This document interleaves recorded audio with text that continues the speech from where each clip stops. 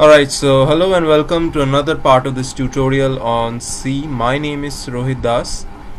I hope you are enjoying these tutorials even though I get many wrong things sometimes. Alright, and I've also taught you how to verify that. Yeah, and in the last episode we had covered conditional statements, if else and switch cases. In this tutorial I'm going to cover loops. Loops are easily the most important part of any kind of programming, whether it's procedural or object oriented, and loops are used in almost everywhere.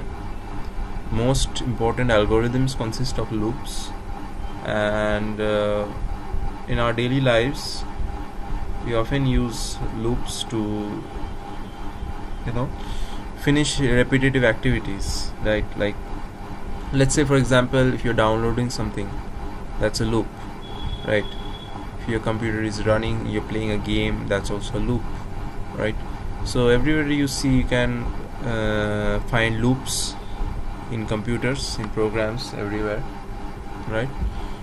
And so loops are can be said to be one of the most important basics in concepts of programming. Alright, so let's dive right in. So C provides us three kinds of loops actually. There's the for loop, there's the while loop, and we have the do while loop.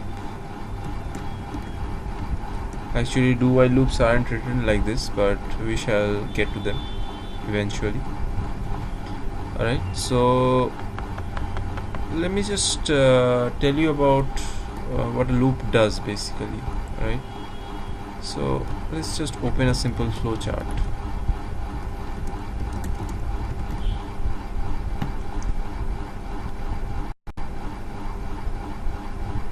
Let's go to images and let's select a simple enough loop. Alright, this looks simple enough. Yeah, so as you can see over here, there's a start, there's a test condition, there's a true and false, and it says body of while loop. Just ignore this while part for now. And so you can see over here the arrow goes inside here, and then from this diamond shaped box the arrow proceeds in two directions, right? Once when it's true and once when it's false. If it's false, it exits through here and it comes to this point where it says exit while loop. Alright, so let's just say it exits the loop. So why do we call it a loop? In normal English, we know that loop is a closed path which goes round and round like a circuit, right? So as you can see over here, control enters the flowchart, then it comes to the test condition. So it's basically a kind of condition where it checks whether some number is greater, some number is smaller, whether they're same, etc. Various kinds of conditions are possible. We have seen conditional statements in if, else, right? Similar things are to be used in loops as well. So the condition is checked. If it's true, it comes to this part where some statements are kept to be executed if the condition results in true, right? And then it goes back to the condition. So you see over here, once the condition is checked, if it's true, certain statements inside the body of the loop are executed, and then control goes back to the condition to check whether the condition is right now true or false, whether it results in true or false or not. If it results in true, it again enters the body and the body is executed again, and eventually this goes on forever unless the test condition results in false. Okay, it might happen that the loop can go on forever. It's called an infinite loop. We'll come to that later. So for now, the concept of a loop is that some statements are written inside the body of the loop which are to be executed every time this condition results in true. Alright, so let's just take an example in real life. Right, suppose you're riding a motorbike.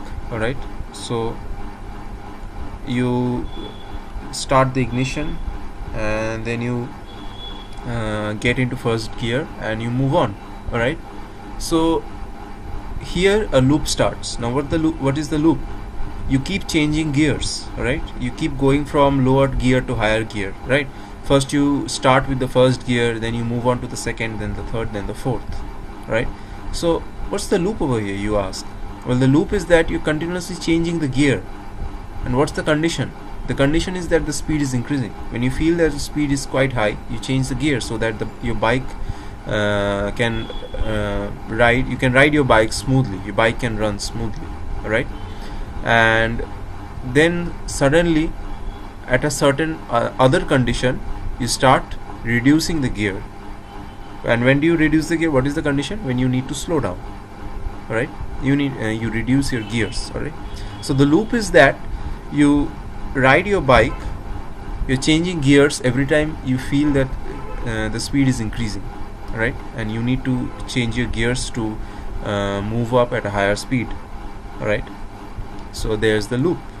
You're continuously repeating something, that is the changing of gears on certain conditions, and the condition results in true. When one condition results in false, you move on to another condition, and if that results in true, it has its own separate processes, separate steps of execution. Right. So I hope I gave a pretty clear analogy of what a loop is. Right. And now we shall look into the syntax. So first of all, we shall study for loops. Right. For loops are one of the most widely used loops in C and almost any other programming languages. For loops have survived the test of time. You can find for loops everywhere almost. Alright, so let me give you the basic syntax of a for loop. In C, you first have to have a loop variable. You have to initialize it, right? And then inside a for loop you have to declare it. I hope you remember what declaring a variable is, right? Assigning it value, a certain value. For now we are going to use integers.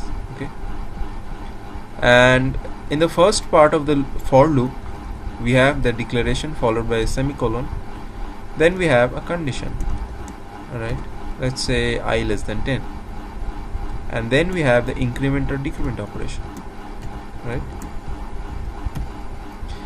so let's just review that once again. A for loop consists of three parts. It consists of a declaration, a condition, and an increment or decrement operation. Right, I have written it using the post decrement operator. You can also write it like this.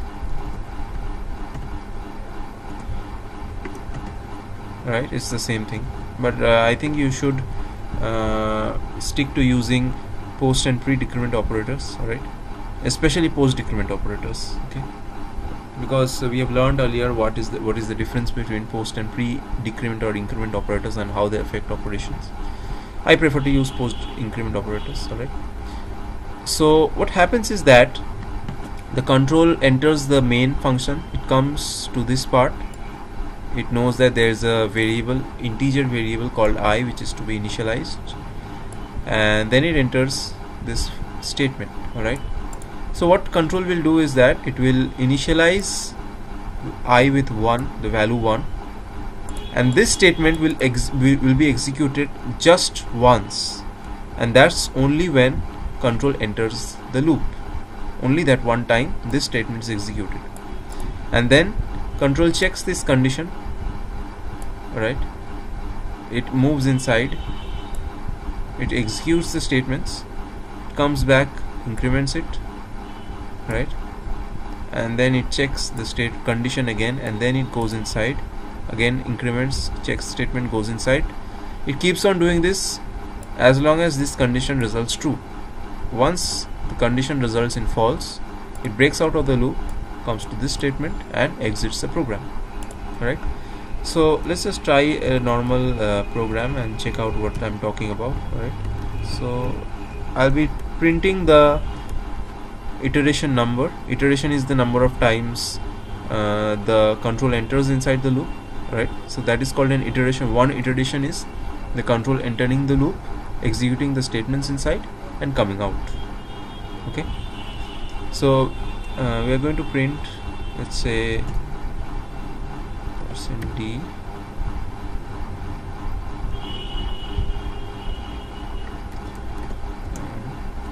okay.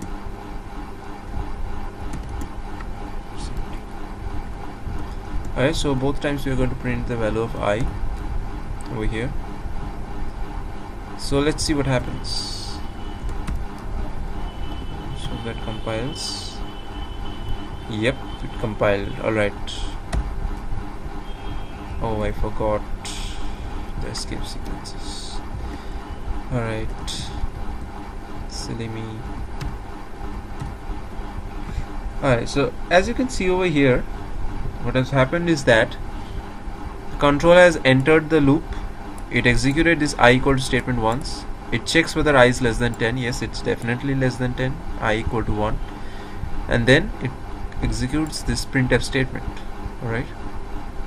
And it prints out this. Next, what it does, it increments I by 1. And then again it checks the condition. And then it comes back to the statement. I is still less than 10 because it becomes 2.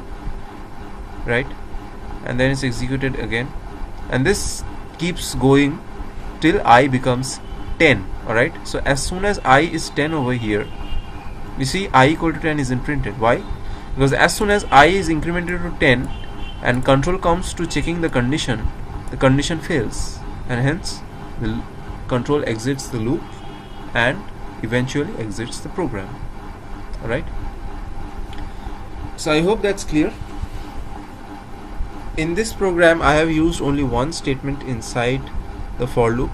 I can also use multiple statements, like let's say int a equal to 5, print if %d equal to d. Alright, so I can use multiple statements.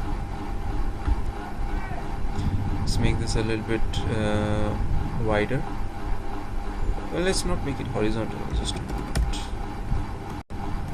Yeah, I think this is much better. Alright, so excuse me, save the program, compile it, and then run it over here. Alright, so as you can see over here on the right hand side, you can see the value of a is printed over here, and a hasn't increased. Okay,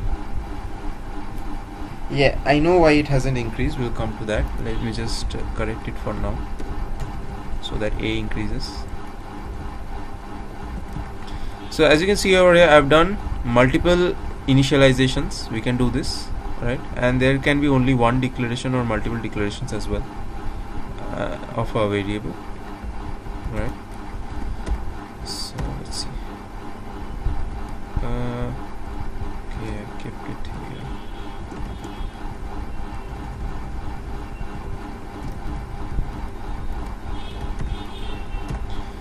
Alright, so as you can see over here, a was initially 5, then this statement is printed, and then it goes to this statement, and that's why you have this, and then the loop is repeated, and we have this again with a increased, and then we have this. Alright, so as you can see over here, we can use multiple statements inside a for loop. Alright, another thing is that I want to show you. Let's erase this line. So suppose you have only one statement for the for loop. You can write it like this without any braces, right? And the program will run perfectly fine. Or you can also write the whole thing in one line and your program will still work. But I recommend against it.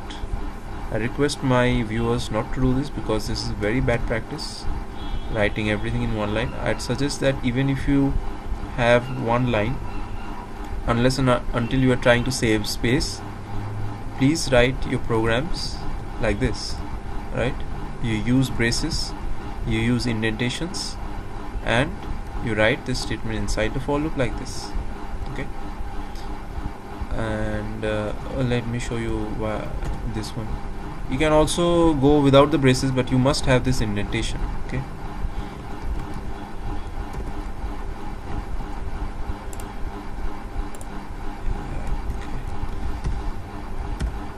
Alright, so as you can see over here, our program runs perfectly well without the braces, and it will also run perfectly fine without the indentation as well, because white spaces don't matter, like I've said before. But I'd suggest you to do this. It's a good practice. Okay. So there are some things I'd like to tell about the for loop as well. You can choose not to have either one of the statements or any of the statements at all. Okay, like suppose let me omit this declaration statement from here and instead declare it over here. Okay, and let's see if the program runs. Okay, so as you can see over here, I've done multiple declarations in one line. Okay, let's run it, and our program runs perfectly fine. Okay, you can also remove this condition from here and put the condition inside the for loop. Okay, let's push this inside. Alright, so here you can put an if over here, if I less than 10. Okay, let's indent this. Alright, so I'm also following the convention over here. I haven't used braces since it's a single statement, but I have indented it. Okay, let's compile that and run it. Alright, so as you can see over here, program has run perfectly fine, but it hasn't ended, right? Actually, it has gone into an infinite loop. Alright, and as you can see over here, it's simply gone berserk. The value is wrapped around and it's soon gonna overflow my memory, so I'll just stop. A simple Control C in Unix or Cygwin will stop the program from running into an infinite loop, right? But what just happened? Why did it run into an infinite loop? Okay, should we analyze it? Sure. So let's see. We don't have the declaration because we have already done it outside the loop. We don't have the condition because we have pushed it inside the loop. We only have the increment operation over here. Now why did it run into an infinite loop? As you saw over here, the program just kept increasing the value, right? And it just went off. Okay, so let's analyze that again. Okay, so as you can see, the program has stopped momentarily. Okay, what's happening? What's actually happening is that, and then it suddenly starts at this huge negative numbers. Okay, so let me just explain what just happened. We have earlier learned that the normal integer that we use is a signed integer, if you remember, right? And what do signed integers do? They can store negative as well as positive integers. And integer has the size of probably 4 bytes in memory. That's 4 into 8, 32, 2 to the power 32, right? How much is 2 to the power 32? 2 to the power 32. Yeah, 2 to the power 31 minus 1. Alright, so as you can see over here, this is the exact number. I mean, it should be negative, and this should be 8. Yeah, this is the exact number from which the negative number started. So what just happened is that when I was increasing, right, as long as it was less than 10, from 1 to 9, this printf statement was executed. But then it came to a sudden pause. Why is that? Well, actually it wasn't pausing. The value of I was increasing beyond its limits. Alright, so the value of I was simply increasing beyond limits. Okay, actually that wouldn't have caused any memory overflow. I was wrong about that because it's not an array, but nevertheless. So what had just happened is that the value of I was increasing in the background, but P couldn't see it. Why? Because I had already crossed 10, and that's why control wasn't entering this part, because the if condition was resulting in false. But as soon as I reached the last number in its limit, the last positive number, it simply just wrapped back to the negative number, the last negative number, and then it started printing again. Because why? Because a negative number is always less than 10, isn't it?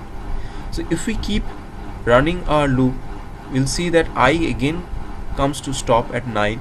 It'll pause, there will be no printing, and again the negative numbers will get printed again.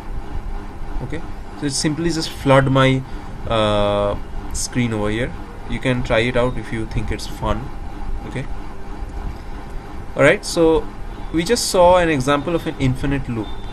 Okay, if it's very difficult to understand, I'll go into infinite loop later. Okay, I'm just showing you what happens if you omit the conditions. Okay, whether you get any error, whether the program runs correctly or not, because yes, our program has run correctly even by omitting these conditions. Okay, these first two statements. I can simply omit this statement as well. Okay, place it inside maybe. Alright, maybe place it after the if statement. Okay, alright, as you can see over here, the I++ is indented with if, so it clearly shows that I++ is not a part of this if statement. Okay, so this will also result in the same thing that just happened before. Okay, so that's why it's recommended that you put the condition inside the body of the for loop, I mean inside the head of the for loop. Okay, or signature, whatever you want to call it. Okay, you put the condition here so that the program runs perfectly fine, right? So as you can see over here, you can omit these conditions easily. Okay, and you can even put a variable here, because as I have spoken before, in C a non-zero variable results in true, whereas zero variable results in false. Alright, so as you can see over here, simply an I. Okay, and this program will run just perfectly fine. Okay, so this was all about for loops mostly. Okay, for loop is very widely used everywhere. And when do we use for loops? Actually, we only use for loops where we are sure about the number of iterations that are going to happen. Okay, like in the previous statement, let's just undo all this and go back. Okay, so as you can see over here, how many times do you think this loop will be executed? So you can see that I is initially 1, and then it keeps increasing 1, 2, 3, 4, 5, 6, 7, 8 till 9. Alright, so let's just count that how many times. 1, 2, 3, 4, 5, 6, 7, 8, 9. Alright, so that's 9 times that this loop is entered. Okay, and this statement is executed. So we know for sure that this loop will be executed 9 times. We know for sure that we want to execute this statement 9 times, and that's when we use a for loop. We only use a for loop when we know the number of iterations, when we know whether it'll run 1,000 times or 100 times or 1,00,000 times, whatever.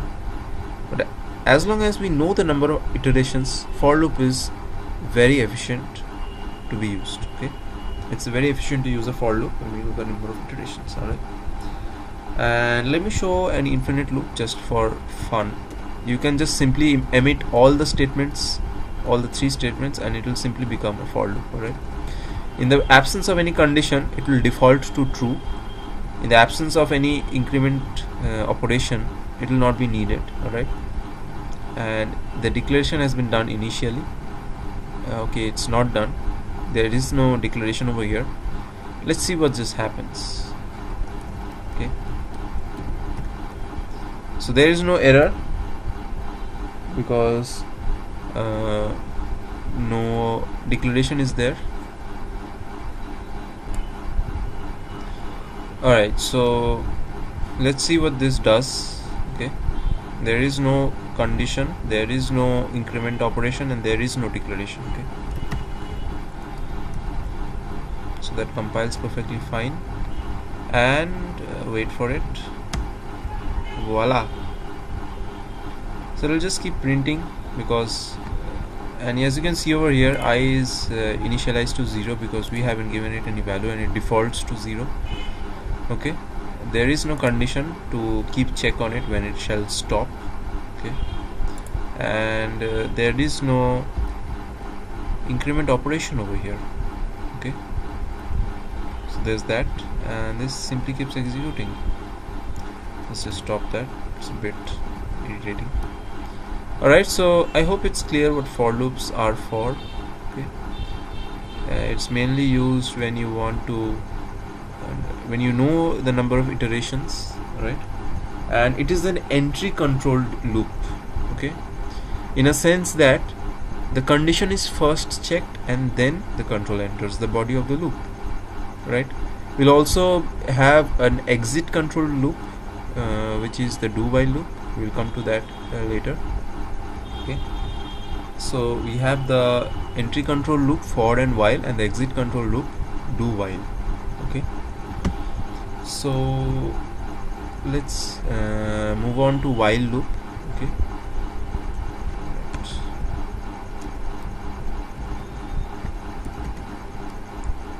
so I hope you understood what I meant by entry and exit control loop. In entry control loop, the entry is controlled by the condition. The condition is checked first before control starts executing the body of the loop even once. If the condition fails, the body of the loop won't be executed even once. Alright, so it's like a sentry at the gate. Okay, so the sentry will allow you to enter only when the condition is true, both in case of for and while. And in case of do while, the statements are executed at least once and then the checking is done, as we will see later. Okay, each has its own uses. Alright, so let's move on to while loop. While loop is pretty simple. So what while loop simply does is that it only takes a condition. Okay, the condition is written like this. Okay, let's put some brackets over here.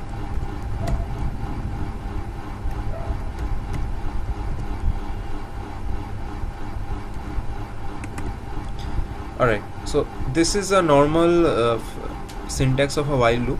You write while and then it's followed by a condition inside the parenthesis, then braces, and then inside we have the loop body. Okay, now as you can see over here, I haven't declared anything, so let's go ahead and declare it. The declaration should be done outside the loop, otherwise if it's done inside, it'll just go into an infinite loop, because the same thing will be getting initialized again and again and again, and it won't be of much help. And then the increment or decrement operation should be done inside the loop as the body of the loop. Okay, and as you can guess over here, you won't know when the loop is going to end. Okay, actually you know that here because I've clearly mentioned it, but there are some cases in while loop. Actually, while loop is used when where we don't know the number of iterations, right?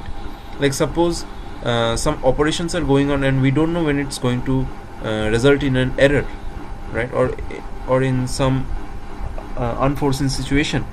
So when we face that unforeseen situation, we want to stop. Okay, let's do something else. All right,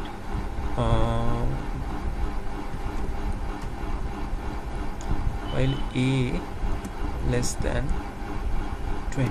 Okay, let's erase that and let's take a as user input. Okay, it will be more interesting to watch that.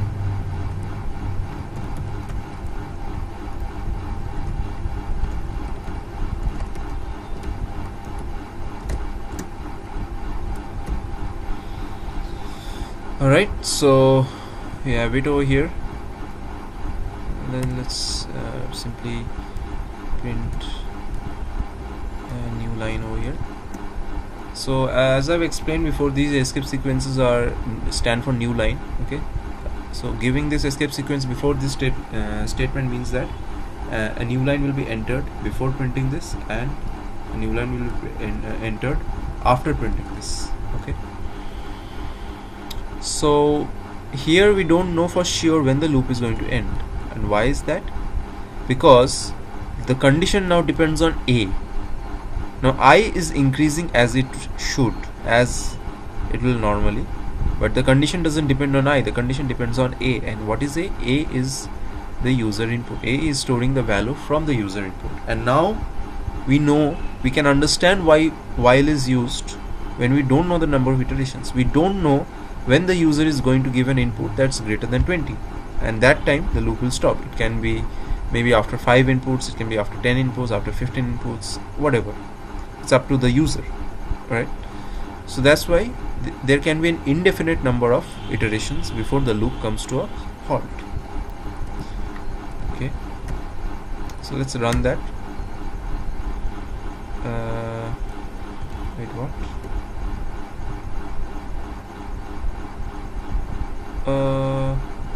Did I do something wrong maybe?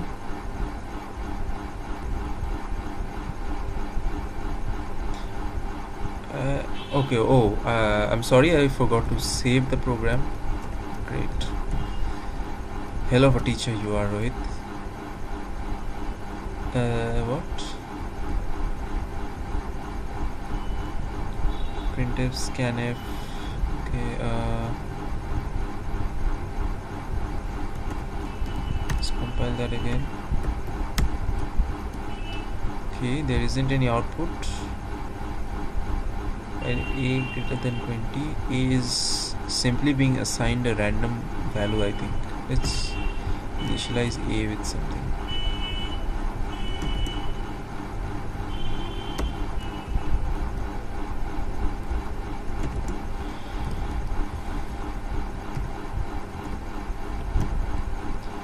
Alright, so as you can see over here, it wasn't entering the loop because it was getting assigned some garbage value over here. Okay, so that's why initially I declared 1. So let's enter any value, 5. It prints it. Okay, so as you can see over here, a new line has been printed because we have given this before the this loop word. Okay, and then it's again waiting for user input. Let's say 12, 19, and then when we give 20, it's going to stop. Okay, it executes the whole thing, and then it comes to check the condition and sees that a is greater than or equal to 20, and hence this condition is resulting in false, and it breaks out of the loop. Okay, now let's go back to the initial condition when I hadn't declared a. What was happening? Okay, let's print the value of a over here inside the loop. Okay, or maybe outside will do. Why wasn't it entering the loop?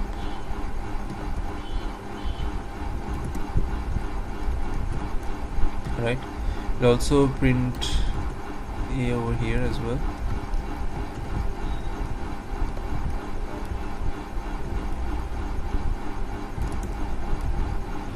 Just a new line there. Right. Okay.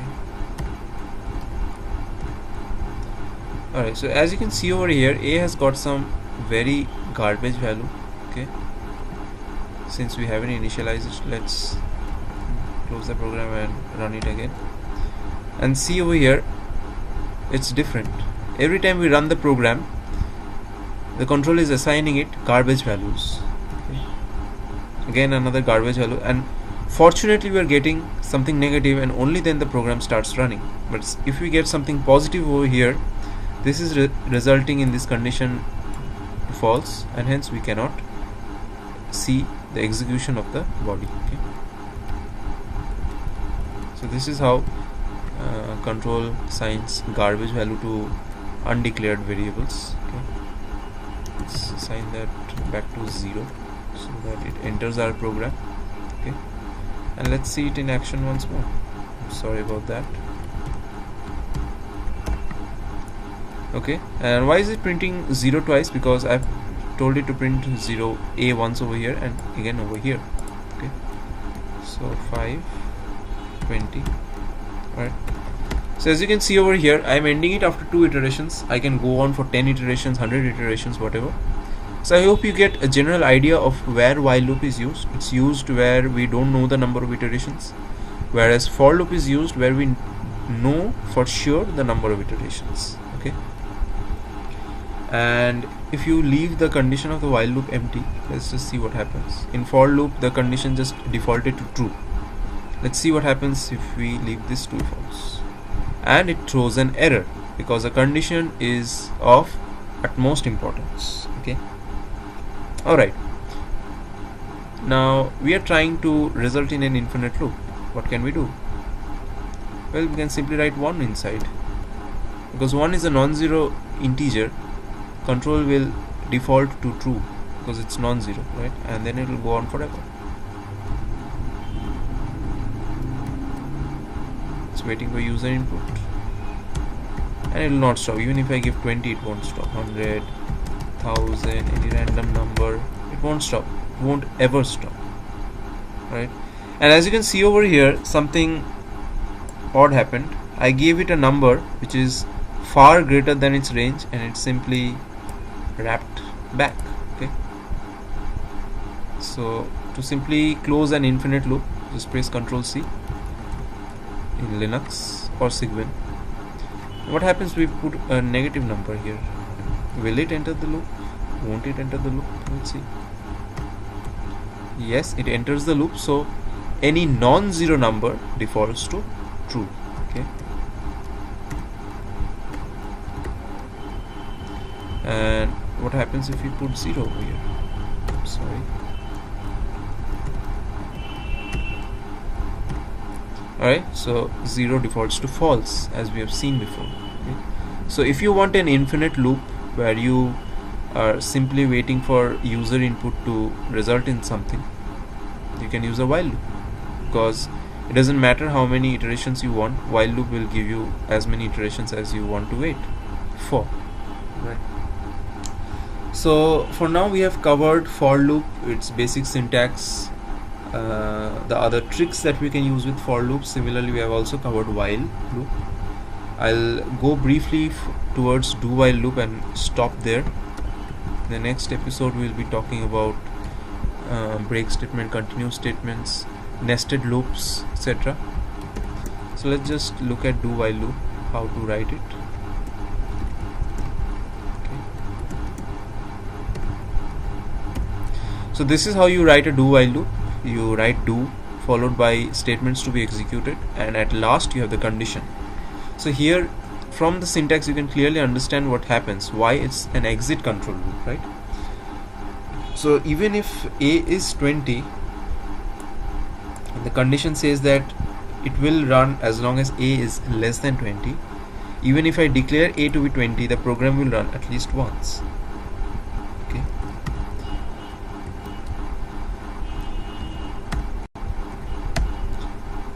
So as you can see over here, it waited for user input, right?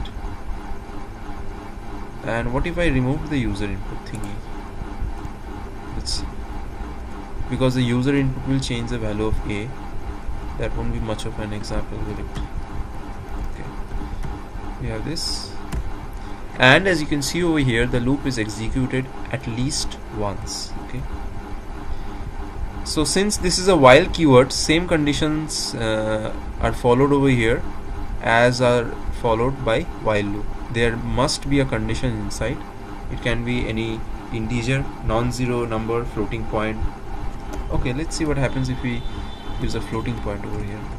You can also use an expression inside, which might result in a zero or non-zero number. Okay.